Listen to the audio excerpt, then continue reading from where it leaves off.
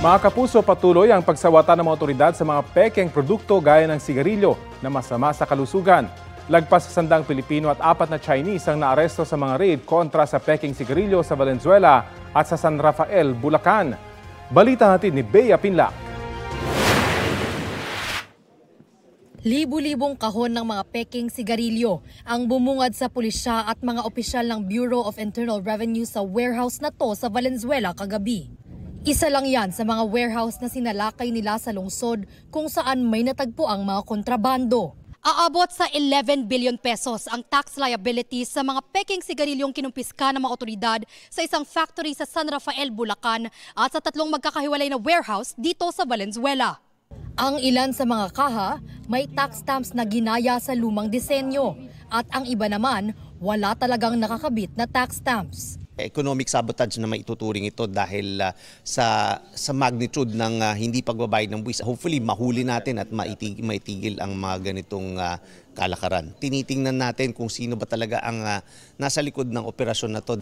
155 Pilipino at isang Chinese na empleyado ang nahuli naman sa pabrika ng pekeng sigarilyo na sinalakay sa San Rafael, Bulacan.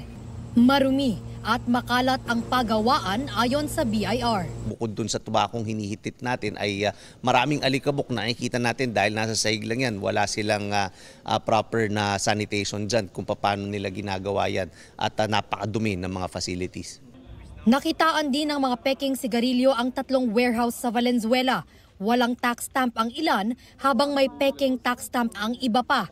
Dito na aresto ang 3 Chinese at isang Pinoy na trabahador ng mga nasabing warehouse. Sir, do you know that you're working for illegal operations here in the Philippines? You don't know, sir? How long have you been working here? Ayon sa pulisya, nakikipag-ugnayan na sila sa iba't ibang ahensya ng gobyerno para masuri ang mga dokumento ng mga inaresto.